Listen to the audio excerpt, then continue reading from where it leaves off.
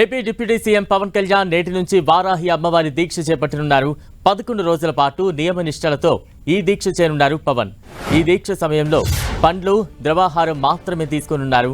గతేడాది జూన్లో వారాహి విజయయాత్ర చేపట్టారు పవన్ కళ్యాణ్. ఈ యాత్ర సందర్భంలోనూ అమ్మవారికి పూజలు నిర్వహించి దీక్ష చేపట్టారు. ఏపీ రాజకీయాల్లో తనదైన ముద్ర వేసిన పవన్ కు దైవభక్తి ఎక్కువ. చాలా మందికి భిన్నంగా ఆయన వారాహి అమ్మవారిని పూజిస్తారు. ఎన్నికల ముందు కూడా రాష్ట్ర వ్యాప్తంగా యాత్రకు సిద్ధం చేసుకున్న వాహనానికి కూడా వారాహి అని పేరు పెట్టారు. ఏపీ ఎన్నికల్లో ఘన విజయం సాధించడంతో ఈ ఏడాది కూడా వారాహి మాత దీక్షను కంటిన్యూ చేస్తున్నారు పవన్. మనో అభీష్టాలను నెరవేర్చే వారాహి అమ్మవారు అత్యంత శుభ ఫలితాలను ఇస్తారని భక్తుల విశ్వాసం. జూన్ నెలాఖరుతో మొదలై జూలై 9 వరకు అమ్మవారి గుప్త నవరాత్రులు ముగుస్తాయి. పురాణాల ప్రకారం 4 నవరాత్రుల్లో అత్యంత మహిమాన్వితమైన శక్తివంతమైనవి ఈ ఆషాఢ మాస గుప్త నవరాత్రులు. ఎవరైతే ఈ నవరాత్రులు అత్యంత నిష్ఠతో, శ్రద్ధతో దీక్ష ఆచరిస్తారో వారి సమస్యలన్నీ అమ్మవారి అనుగ్రహంతో తీరిపోతాయనేది పెద్దల విశ్వాసం.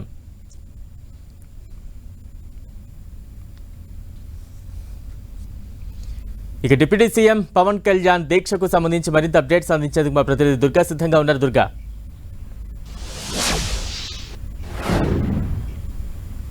బలరాం, ఈ రోజు నుంచి 11 రోజుల పాటు డిప్యూటీ సీఎం పవన్ కళ్యాణ్ వారాహి అమ్మవారి దీక్షకు ఆయన ప్రారంభించబోతున్నారు. 11 రోజుల పాటు ఈ దీక్ష ఆయన చేపట్టబోతున్నారు. అయితే ఈ దీక్షకు సంబంధించినటువంటి ఆరాధనా కార్యక్రమం అంతా కూడా నిన్న మంగళగిరి పార్టీ కార్యాలయంలో జరిగింది. నిన్న ప్రత్యేక పూజలు చేసి వేద పండితుల హోమాల మధ్య ఈ దీక్షను పవన్ కళ్యాణ్ ప్రారంభించారు. ఈ రోజు నుండి 11 రోజుల పాటు ఈ దీక్ష అనేది పవన్ కళ్యాణ్ చేయబోతున్నారు. అయితే దీక్ష సమయంలో అత్యంత నిష్టలన్నీ కూడా పవన్ కళ్యాణ్ ఫాలో కాబోతున్నారు. 11 రోజులు కూడా పూర్తిగా ద్రవాహారం మాత్రమే తీసుకుంటారు. కేవలం పాలు, పండ్లు, అలాగే జ్యూసులు అలాంటివి మాత్రమే ఆయన స్వీకరిస్తారు. 11 రోజుల పాటు కూడా అత్యంత భక్తి శ్రద్ధలతో, నియమ నిష్టలతో ఈ దీక్షను పవన్ కళ్యాణ్ చేస్తారు. రాత్రి సమయంలో కూడా కటిక నేలపైన పడుకోవాల్సినటువంటి నియమ నిబంధనలు కూడా ఈ దీక్షలో ఉన్నాయి.